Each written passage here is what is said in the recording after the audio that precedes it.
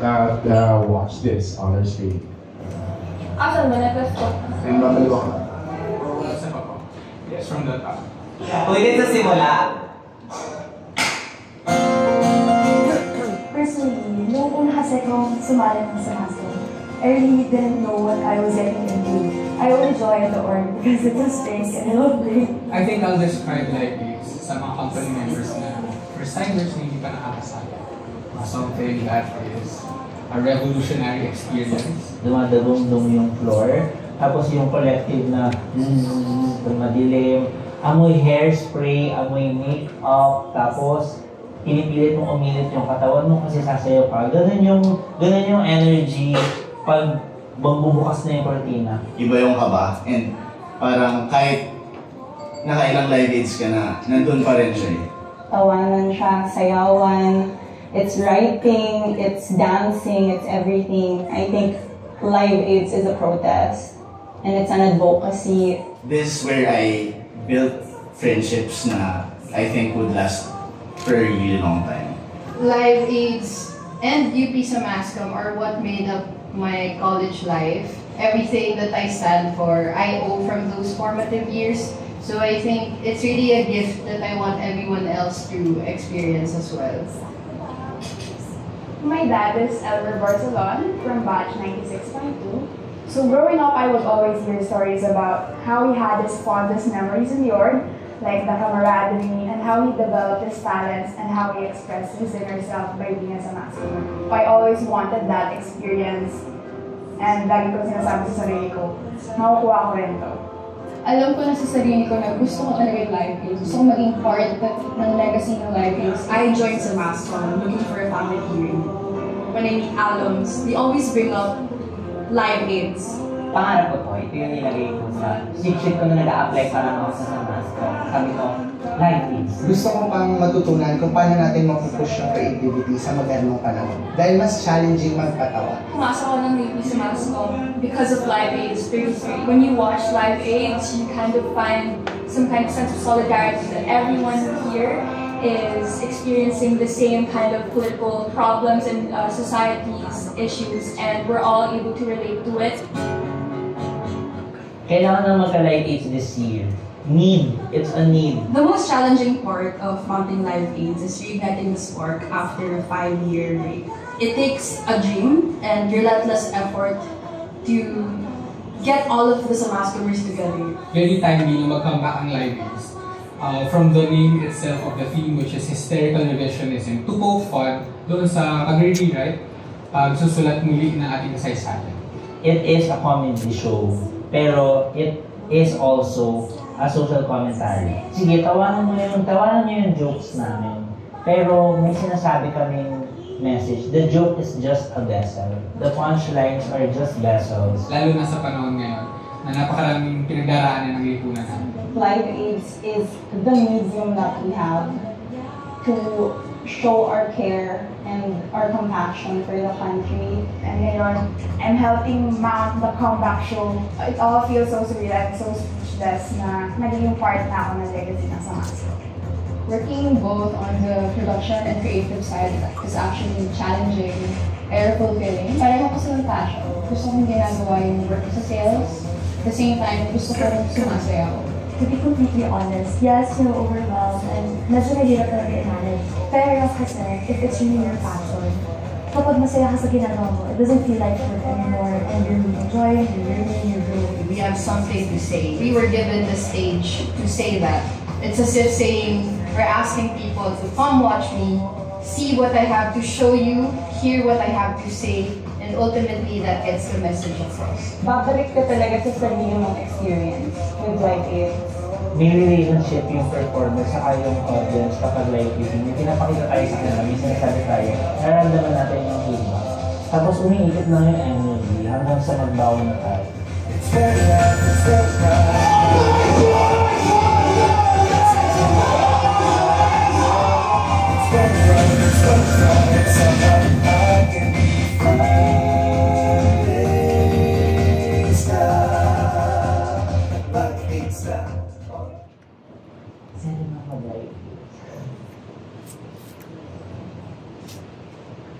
Alright. right, so there, as you've taken from that video, Live Age is really UP Samascom's way of making a statement of what is currently happening in our society right now, whether it's political, whether it's economical, cultural, anything goes. So yan yung mga pwede nyong i-expect in this coming show, in this coming July 5 to 7 at the Cal Theater dito sa UP Diliman. And speaking of statements, I'd like to introduce our next speaker for this afternoon, who uses drag to make a statement.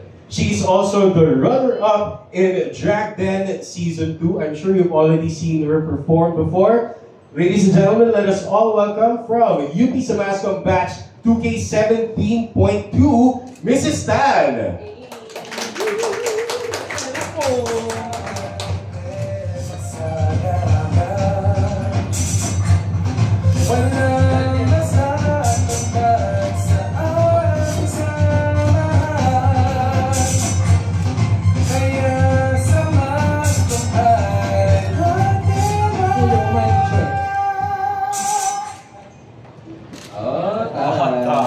Hello po, good morning! Good morning po. Ayan, ako po pala si Mrs. Tan.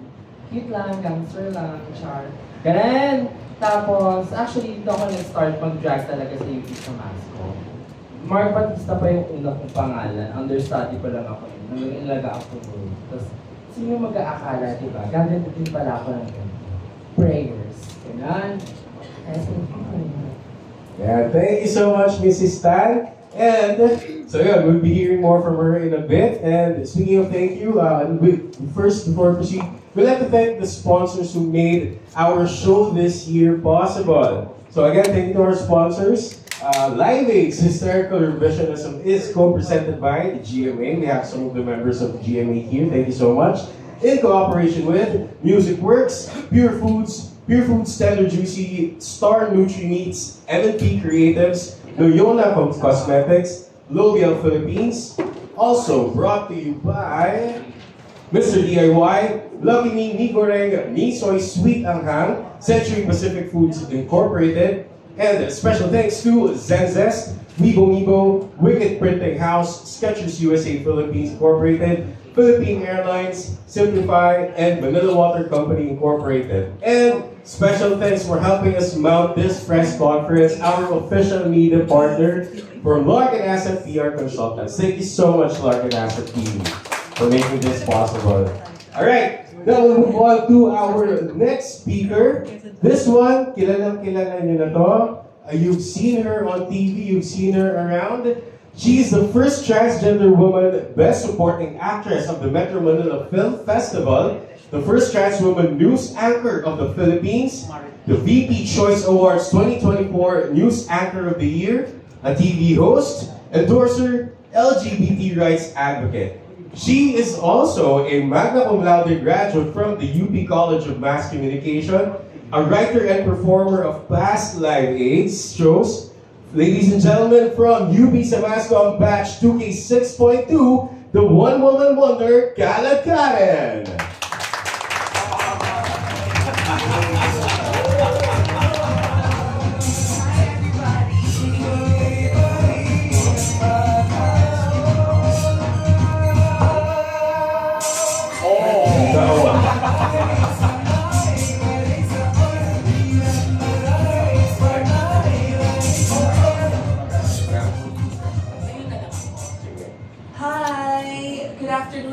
Gentlemen, ang seryoso naman natin. Isang palakpakan na may kasamang hiyawan. Thank you very much for being here and thank you so much for your support para po sa pagbabalik ng Live Aids. Ako po muli si Caleb Karen at nais ko pong sabihin sa inyo that Caleb Karen was born in Live Aids. Wow. The mother is UP Samascom. The father is Greenays. The father, of course, is Oblation, the University of the Philippines. And all I can say is that these institutions made me who I am today. So I've always been thankful for all the learnings, for all the, gratitude, hard work that UP Samascom and Live AIDS have instilled in my heart. And I will be forever grateful para po sa organization na ito. At sa pagbabalik ng Live AIDS, nagpapasalamat po kami sa inyong lahat, sa inyong suporta, because we've always believed that the laughter goes on. So mabuhay po ang Live AIDS, mabuhay ang UP Samascom.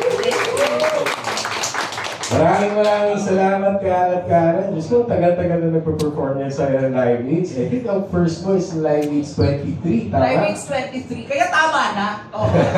Tigilan na natin to. Alright, so now moving on to our final speaker for the program. Napanood mo siya kanina. After joining UP Samascom to continue the Live AIDS legacy of showcasing intricate and well-thought-of dance numbers and choreography, our speaker started to branch out and accumulate training for writing. Ladies and gentlemen, I'd like to introduce to you the director of Live AIDS 34 Hysterical Revisionism from UP Samascom Batch 2K10.2, Direct Bill Barinuevo. Let's go, let's go!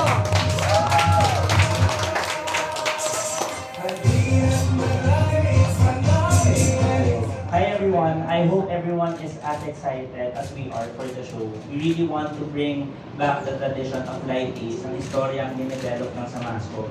Kasi we all need a laugh, ang hirap ng buhay. Being a Filipino at this time is really challenging. So, it's about time na tumawa naman tayo. So what we wanna do, we wanna take the social issues, the political clownery, the current atmosphere in our country, and we wanna create comedy out of it.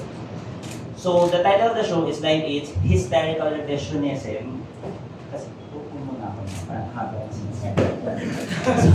So the title of the show is Live AIDS Hysterical Revisionism. Kasi we wanna take chapters from our history, the right side of history, and make a spectacle out of it. So, in short, if historical revisionism is an erasure, hysterical revisionism laughs at its face and telling them na we do not forget. We remember so well na kaya naming paglaruan at gawing katatawan nito kasi we do not forget. Alright, thank you so much, Direct Bill. Okay, so now the floor is open for questions from the press. Please feel free to ask your questions to any or all of our panelists. Our UP Samascom team will be handing out microphones. If you have questions, please feel free to do so.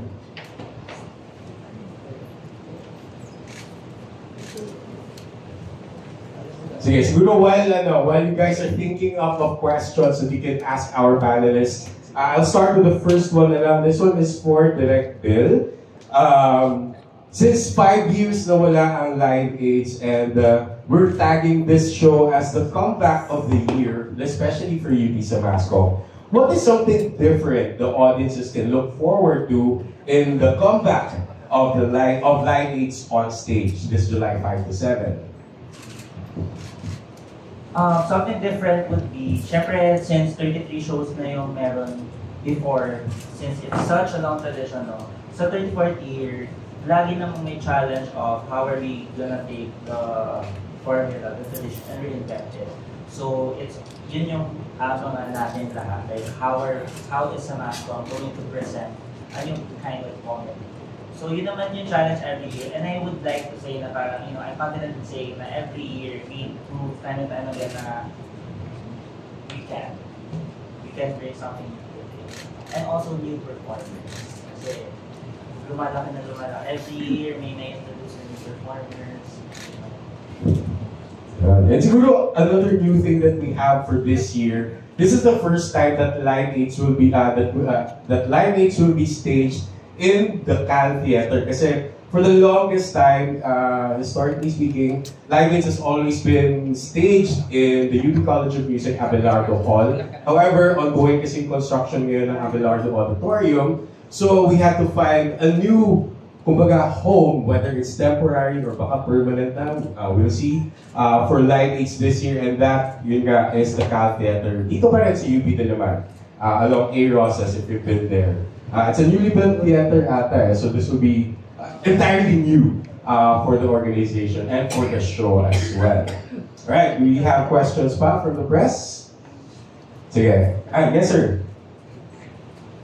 Can you introduce yourself na rin po and from which publication you're from po?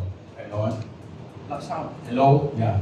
I'm Agad Nabus, alumnus din, from graduate din ng MASCO, broadcasting, from Marites University and from several others. Correct. Anyway, direct and the rest of the cast. Anong klaseng preparation ang ginagawa niyo for this? Since 5 years na wala. And ano yung mga challenges na hinarap niyo considering na ang social media ngayon, ang television, marami na rin pinapakita mga hysterical technique or whatsoever. Sige, anyone can answer that question. So we're gonna start with PM Dan from to take resident members' viewpoint.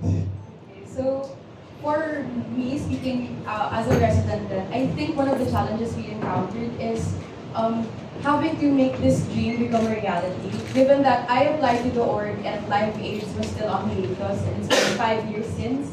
So everything I know about Live AIDS is all from the clips I've watched, from the TikToks, from the Reels, and I've always envisioned it as something so grand and so impactful. So now that I'm here as a resident, being part of the company of the production, it feels so surreal, and it becomes a challenge for me to, make that dream an actual reality. Okay, Mrs. Tan. Ayan, of course, always mahirap ang self-reinvention. Kasi sa Live AIDS 32 ako nagsimula. Tapos 33, drag queen ulit ako. Tapos, kailan na to? 34? 34, drag queen pa rin ako. Oh my God, tigil na natin ko. Diyos ko, di ba? Pero, ano yung different ng kayang i-offer ng Mrs. Tan yung pwedeng ibigay sa kanila? At ano yung bagong flavor na pwedeng i-offer ng Live AIDS sa inyong lahat? Ayun eh. Thank you very much, candidate number 2. Diba? Kasi na ba ako sa top 3? Pasok ka sa top 3. Ikaw, Karen, go ahead. Nako, Sir Ambet, it has always been a challenge to be socially relevant. There you go. Diba? Kasi napakaraming content on social media, from TikTok, Facebook, YouTube. Everybody is trying to be relevant. Now, ano pinagkaiba nun doon sa kayang i-offer ng Live AIDS? We try to tackle social issues in a fun way. Because as UP students, as a UP organization, I think we have this kind of responsibility na ipakita sa tao kung ano talaga ang nangyayari sa realidad ng ating buhay. Correct. Sa Pilipinas, ano bang struggles ng mga Pilipino? Ano mga kailangan nating pagtagumpayan ng mga challenges sa araw-araw nating buhay. And I think Live AIDS has done that for the past 34 years. Although, syempre, with the age of social media, ang hirap nang magpatawa ngayon. Kasi a lot of people get offended easily. Ang daming mga tao na maya-maya, pag nilabas mo ng material mo, tomorrow may iba nang gagamit yan. Di ba ganun ka-viral ang pwedeng mangyari sa social media? So, of course, with proper precaution, di ba, gagawin natin yung show with, syempre, may konsensya, di ba, may kabuluhan, yun ang importante, at higit sa lahat, nakakatawa because Live AIDS is a comedy show. So kung paano siya in-marry all together, I think problema na ni Direk at saka mga writers yan. Kaya sabi ko sa kanila, nakatulungan niyo ako sa material ko dahil ang hirap, di ba, pag nilabas yan sa social media and people get offended, especially I'm also part of a news agency, in News 5. I'm a mainstream artist. So sabi ko, medyo careful tayo doon sa mga gagawin natin because I'm also protecting the reputation of the organization and of course my own reputation din naman. Sa akin naman ang career. Correct.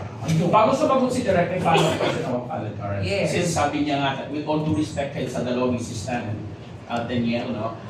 Being the most experienced sa practice talaga sa mainstream, award-winning ka pa. So ano yung mga experiences naman madadala mo to contribute dito sa pag-stage na ito ng Live AIDS, hysterical? I think number one is professionalism. Kasi Live AIDS is a company of mostly resident members. Mga bata itong mga ito. So, I'm not saying that when you're young, you're not professional. But they need to learn more. They need to learn about how the industry works. So whenever I have the chance to talk to them, I tell them, sa totoong buhay, hindi ginagawa yan na. Dapat ganito ang gagawin natin sa press con, etc. Because I'm coming from a place of experience. Nagawa ko na to, pag ilang press con ko na to, pag ilang show ko na to, live show, etc. Pag ilang beses ko nang sumulat ng material. So what I am trying to bring on the table is my professionalism. Now, wag nila, hindi to laro hindi to school project. I want to instill to their minds na, hoy, magtrabaho tayo. We are all professionals. Even if, totoo sabihin ko na sa inyo, hindi po kami binabayaran to participate in Live AIDS. Ni singkong duling, wala pong napupunta sa performers, sa lahat ng production members, even po sa aming mga director, writers, creatives, etc. We don't get any compensation. Ang tanging nakukuha lang po namin dito ay yung pagbabalik ng pagmamahal at gratitude sa UP sa Mascom. Because ginawa na yan ng 34 years, diba? Sila R.S. Francisco, Jose Vargas, Giselle Sanchez. Ginawa nila yun din ng libre. And now, I'm so happy that Live AIDS is also contributing to the UP College of Mass Communication. Meron kami mga dinudonate sa kanila. So that at least, iba, yung show namin, may natutulungan na institution. Ganun namin po kamahal ang UP College of Mass Communication. Palakpakan naman po. Oo! Walang bayad po, no? Abunado pa nga ako. Direct. Challenges. Challenges, well, internally, since matagal walang Live AIDS, 5 years. The last was in 2019, Live AIDS 33. Live AIDS Gina G 33, 2019. Yung challenge namin internally was how to bridge, no? Kasi marami na ngayong mga resident members, as mentioned by Dan, as nakuha niya nga, hindi pa nila na-experience ng Live AIDS. So kami, as alumni members, bumalik kami para ipaalala sa org, kumbaga. At ituloy yung tradition. Externally, like, kakatupit ulit namin na, hello po, mag-show na po ulit kami, mag-gugulo na po ulit kami sa UP, ganyan. So parang, it's fun. It's always a nice experience. Kahit, as mentioned by Karen, walang bayad, pero we all do it for love. 80 plus, 100 members, even from other parts of the world, they send in their love via Oo, parang nag-donate, pangkain sa rehearsals, pangbayad ng rehearsal venue. So, nandun din mo makikita yung sense of bayanihan ng mga taga-UP sa Mascom na kahit saan masulok ng mundo, tutulong at tutulong sila sa abot ng kanilang makakaya. Nako, that's good to hear. Follow up na rin direct kasi 30 years ago, when I was a student also, nasusubaybayan ko yan, napapanood ko yan. And during our time, I was, student number is 87, no? I graduated in 91. So during our time, matapang ang Live AIDS, mapangahas, talagang diretso, especially sa issue ng politika. This time, with the political spectrum and atmosphere na meron tayo ngayon, gaano naman katapang at mapangahas itong stage natin na ito. Kapamahas ba? Sorry. Mapangahas. Thank you. Mapangahas. Go ahead. Okay, so I joined the org 2010. Pero nakapanood na ako ng Live AIDS 24. So sa mga shows na napanood ko at I participated in, marami na rin election years yung sumakto. So I would say na we will not back down. Ipapakita pa rin namin, we're the same brand of strong will and matigas sa ulo namin. Okay. Pero right now, as mentioned by Karen, meron kami syempre yung mga precaution kasi the cancel culture is just around the corner. So, meron kaming necessary, kumbaga mas elevated for us. Kasi it's an extra challenge how to develop materials na hindi cancelable. Pero gusto pa rin natin sabihin kung ano yung gusto natin sabihin. Kung ano yung opinion natin sa mga nangyayari sa bansa natin. Via comedy. Yeah. Parang gano'n. So, same. Matapang pa rin po kami. Correct. Matapang sa mga kaso. Charot! Good luck and thank you very much. Thank you, Sir Albert! Okay, thank you po. And we hope you watch on July 5 to 7. Okay, other questions po from our press? Okay, ma'am. Sige po. Sige, kayo na muna how they might go. Yes, po. Yes. Before anything else, I have to apologize to you sa mascot kasi ngayon ko lang nabasa you sent me a letter asking me to be the partner. So sorry, ngayon ko lang nabasa. Anyway, question ko is, I did not mention is Karen. Ano ba rin name? Jervy, that's my real name. Jervy, na-mention niya na sometimes, check mo na yung materials bago niya gawin, di ba? So, dumating na po ba yung punto na you have to change the material talaga na you refuse to kung yung nakasunod sa write-up ng mga articles. Also, I mean sa script. Sa script. Yun. Pinalitan niyo po ba? Gano'n? Dahil kayo agree or nakatapos kayo na ilabas yung statement niyo as a joke. Gano'n. Alam niyo po, to be honest with you, ginagawa ko yan sa pang-araw-araw kong buhay. Because before I worked in front of the camera, writer din po talaga ako. Diyan ako nagsimula. I was a writer of Eat Bulaga for 4 years. Before I transferred to TV5, before I worked in Viva, ganyan. Writer talaga ako. So, for the past years na nag-perform ako sa live aids, I wrote my material with my friends, mga close friends ko, John Kenneth De Leon, VJ Santos, yung mga head writers namin before. Sila yung mga katulong ko para mabuo yung material. So, right there and then, habang binubuo namin siya, alam ko na kung anong bagay sa akin, kung anong hindi mag-work, etc. And even sa news, we have news producers. Pero whenever I read the script when I arrive in the studio, I try my best to edit it kung paano ko siya sasabihin, kung i-double check namin yung mga facts, kung tama ba. Kasi ang hirap ng, di ba, masunog kapag balita and stuff like that. So, parang naging ugali ko na yun. And dati nga nung nag-host pa ako sa morning show ng ABS-CBN, Umagang Piganta, kahit yung mga interns, tinutulungan ko sila, ay ganito isulat yan, mas maganda kung ganito natin siya gagawin. So I've always been collaborative with all of three works. Next question mo, sis, nabanggit niyo yung Eat Bulaga. Oh. Nabanggit niyo yung Eat Bulaga. Bagay ka naman sa Showtime. Diba, ang laki ng issue nila ngayon, recently. Because of that particular segment na show.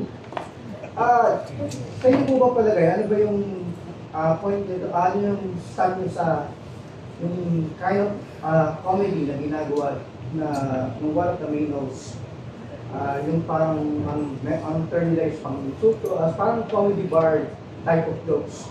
Are you going to do it in live aids or ano po ba yung stand nyo doon?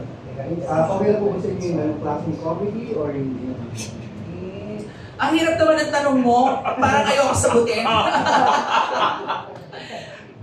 Kasi ang taas ng respeto ko kay Meme Vice, and I've always seen her as one of our icons in the showbiz industry. Actually, she's one of my role models. So, hangang-hanga ako sa talento niya. So, kung ano man yung brand ng comedy niya, kung anong kaya niyang i-offer sa publiko, nire-respeto ko yun. And I don't think meron akong karapatang magsabi na mali or tama yung ginagawa niya. Pero in terms of live aids naman, I think we also have a different brand of comedy. Lahat naman ng komedyante, iba't ibang atake sa kanilang mga ginagawa, sa kanilang mga trabaho. So, yun lang siguro. Okay, thank you very much. Thank you! Right, next question, po.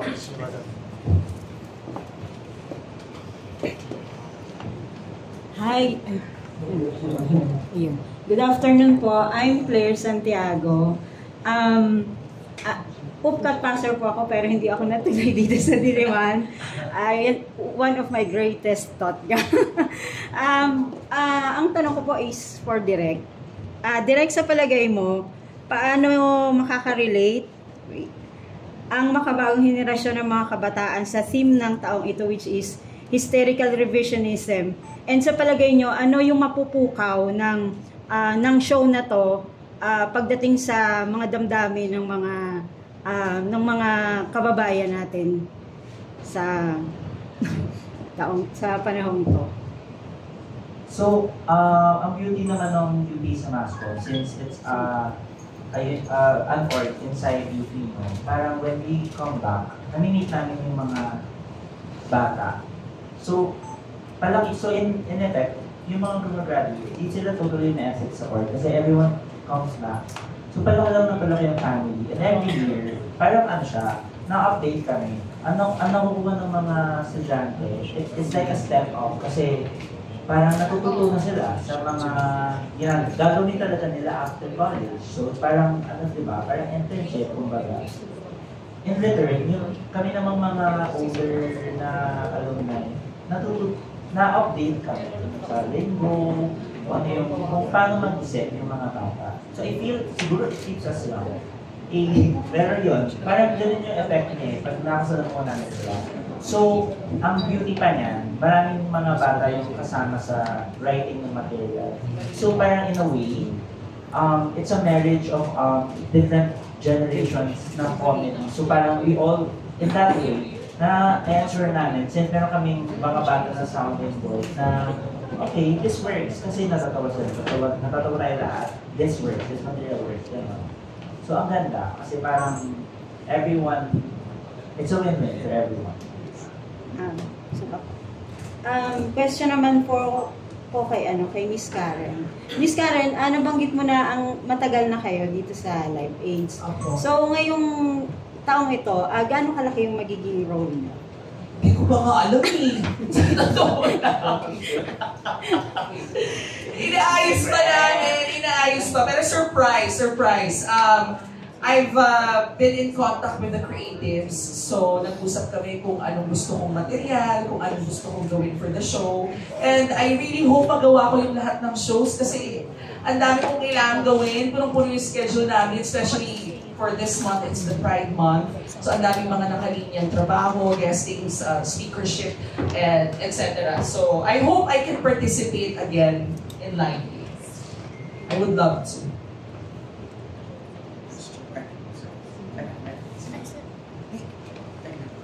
May question? Sorry po. Good afternoon po. Bianca po from GMA Network. So my question for all four of you po, since Pride Month din po, what does Live AIDS have to offer the LGBTQIA+ community? And paano yung may empower yung buong community through your show? Alam mo, UP sa MASCOM and Live AIDS have always been an advocate of diversity and inclusion.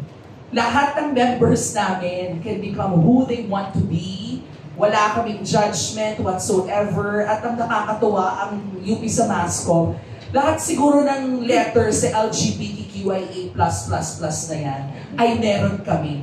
At tinatanggap namin ang isa't isa ng buong puso. And with Live AIDS, nabibigyan kami ng pagkakataon to showcase our talent and to celebrate who we are. Yun yung maganda sa MASCOM and Live AIDS, di ba? Kung may ganyan kang talento si Mrs. Tan, di ba dati pabale-balentong lang yan sa tambayan namin. Sinong mag-aakala na isa na siya sa mga magiging sikat na drag queen ngayon ng bansa? Di ba? And I hope naramdaman mo nung bata ka na in-embrace ka lang sa MASCOM at in-encourage ka to be who you want to be. Kaya nandito ka ngayon. O patutuhanan mo yung statement natin. Hindi, tama yun.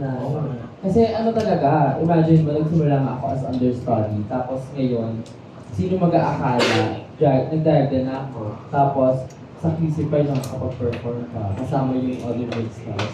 So parang, ano siya, surreal. Surreal moment sa pagsakay sa trip ng bawat isa. And Live AIDS and sa MASCOM naman is always a celebration of identities. Like, hindi siya natatakot na magpakita ng iba't ibang identidad at i-celebrate. Coming into sa MASCOM, may tagline na binigay sa amin yung student committee when I was an app. And the tagline was, ilabas ang ikaw. And they always told us na Live AIDS welcomes you, no matter what shape, color, or form you come in.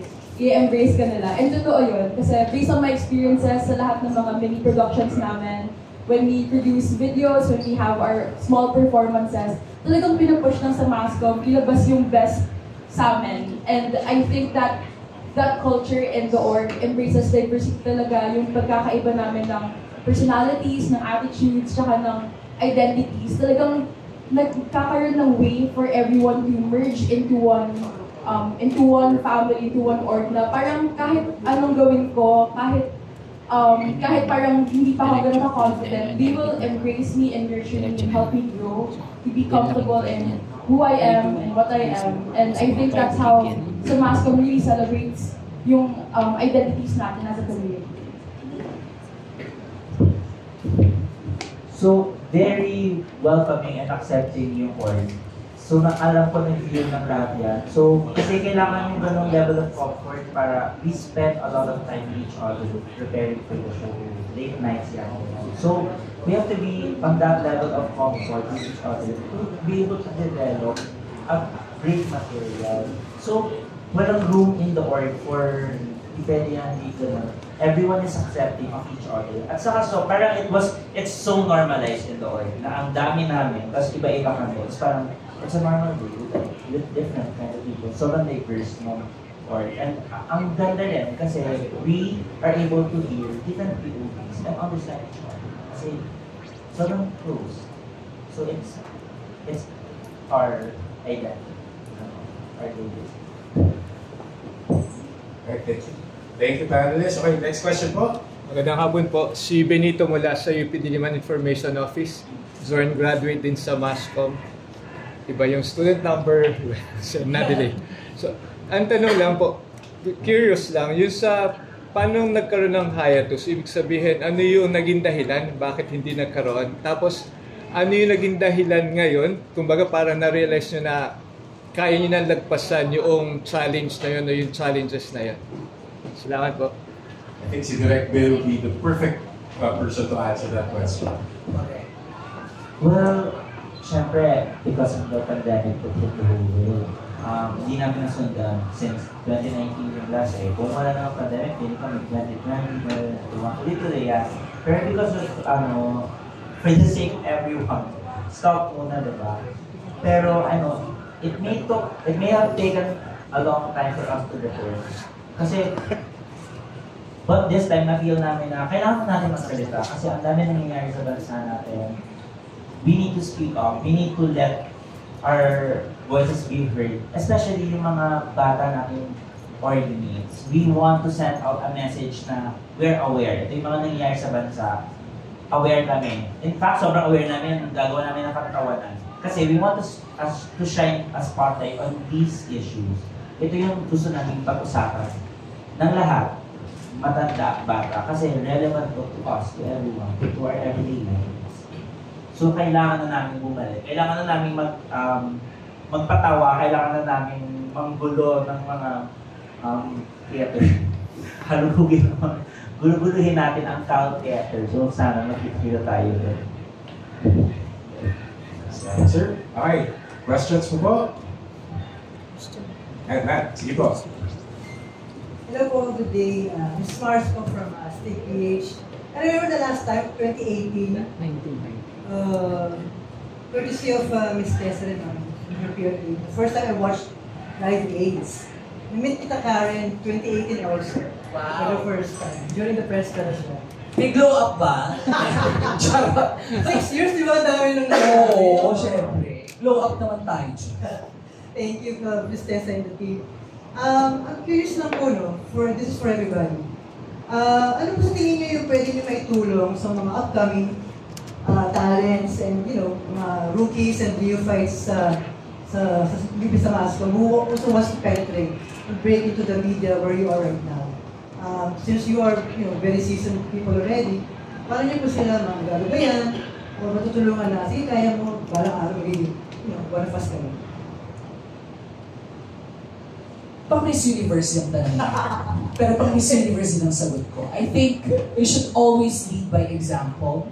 So, kung gusto mong maging katulad kanila, ipakita mo kung paano ka nag-work hard, kung paano mo minamahal yung trabaho mo, kung paano mo binibigay yung buong puso mo at dedikasyon doon sa ginagawa mo. At yung Live AIDS ay isang magandang avenue para maipakita yun sa mga kabataan.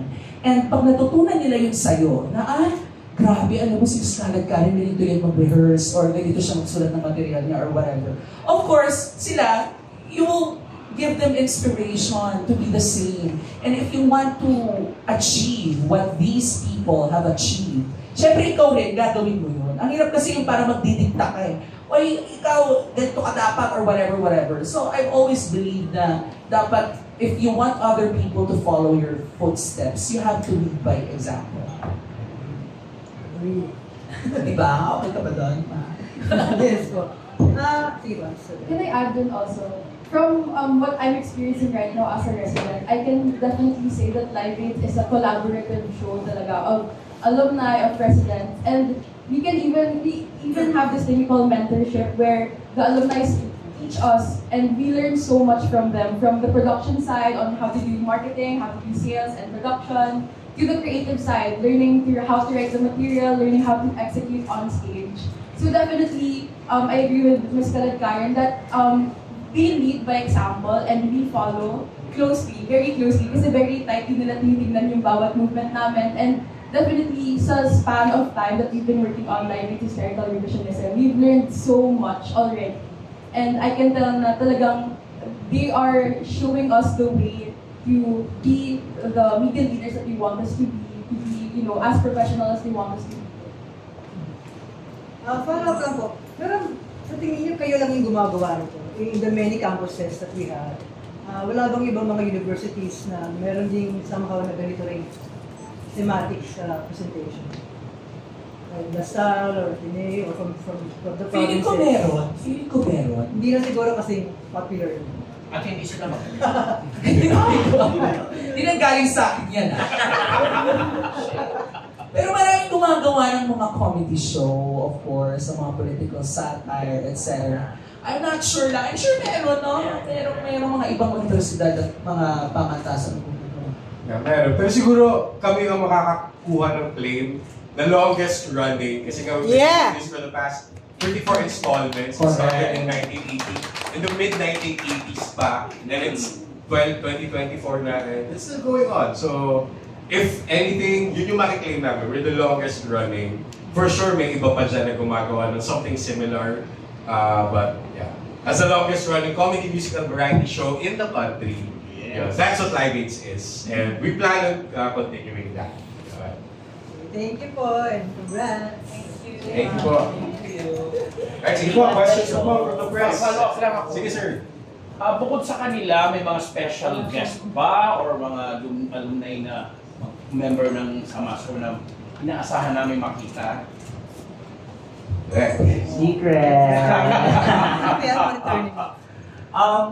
Aware naman kayo dun sa mga past artists na na-launch namin as monologue artists, ganyan. Abangan nyo na lang po sa show. But I would say na very exciting ang show at makita nyo yung current roster ng members, alumni and residents dun sa show.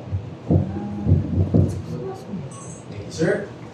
Do you have other questions pa?